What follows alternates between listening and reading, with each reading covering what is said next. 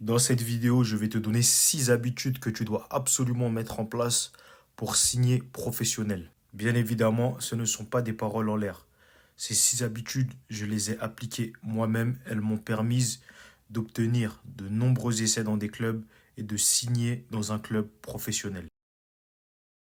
La première habitude est tout simplement l'entraînement. Donc tu dois absolument être licencié dans un club pour commencer. Mais en plus de tes entraînements en club, tu te dois de te rajouter une charge de travail et de t'entraîner individuellement ou avec un préparateur physique ou un coach en parallèle. Il est très très très important d'être toujours prêt.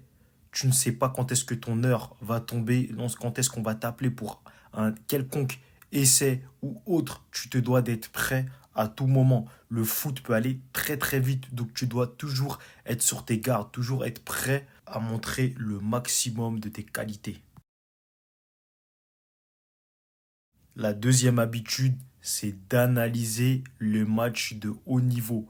Si tu es un footballeur ou un footeux, peu importe, tu te dois de regarder les matchs de foot et d'analyser le comportement des joueurs professionnels. C'est super important. Beaucoup de jeunes footeux regardent le foot par pur divertissement. Bien sûr, on se divertit, on aime ce sport-là, mais chercher à analyser le comportement des joueurs pros, leur comportement sur le terrain, leur placement, leur langage corporel, leur prise d'information, leur orientation du corps sur chaque prise de balle. Observez tous ces petits détails et essayez de les mettre en pratique lorsque vous serez dans votre club ou lorsque vous jouerez, peu importe, au foot avec vos amis, en five, au foot à 11, peu importe. Essayez de récupérer tous ces petits détails qui font la différence entre un joueur amateur et un joueur professionnel. À force de les mettre en pratique, elles deviendront innées, elles deviendront naturelles dans votre football.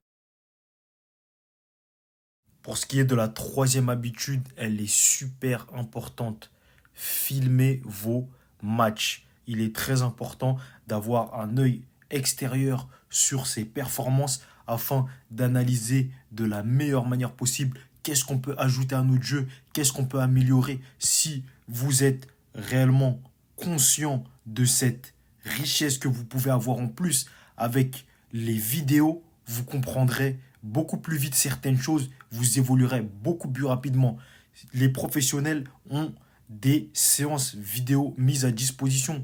Les plus grands joueurs de foot que vous regardez à la télévision ont tous des séances vidéo avec leur coach pour pouvoir analyser qu'est-ce qu'ils auraient pu améliorer, qu'est-ce qu'ils auraient pu mieux faire.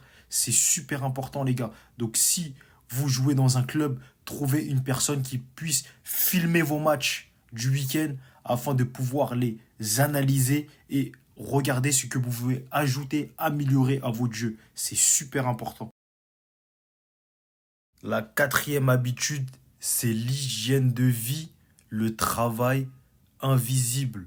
Tout ce qui est étirement, alimentation, sommeil, c'est super important, les gars. Ça paraît simple, mais c'est quelque chose de très, très, très difficile à mettre en place. Surtout si vous êtes jeune, vous êtes beaucoup tenté avec un groupe d'amis à aller manger dehors régulièrement, toutes ces choses-là. Le fait d'avoir une bonne hygiène de vie, je le répète, c'est très très très très très important. Ça peut vous faire gagner un temps énorme et vous faire gagner des années précieuses. Cumuler blessure sur blessure, à la longue, ça vous fait perdre des années et ça peut vous empêcher de prendre le bon train qui vous amènera sur votre rêve. Donc prenez bien conscience de ça et agissez en conséquence. Faites attention à votre hygiène de vie. Vous pouvez de temps en temps vous faire plaisir, il n'y a pas de mal à ça, mais faites très attention. On n'a pas besoin d'être nutritionniste pour savoir ce qui est bon ou pas bon pour notre corps. À un moment donné, vous êtes assez intelligent pour savoir ce qu'il faut faire et ce qu'il ne faut pas faire pour pouvoir être performant et éviter les blessures un maximum. La cinquième habitude, c'est d'avoir un entourage qui va dans le même sens que nous. C'est super important d'être entouré de personnes qui ont les mêmes ambitions que nous, les mêmes objectifs. Tout simplement pourquoi? Parce que ça va vous booster, ça va vous pousser.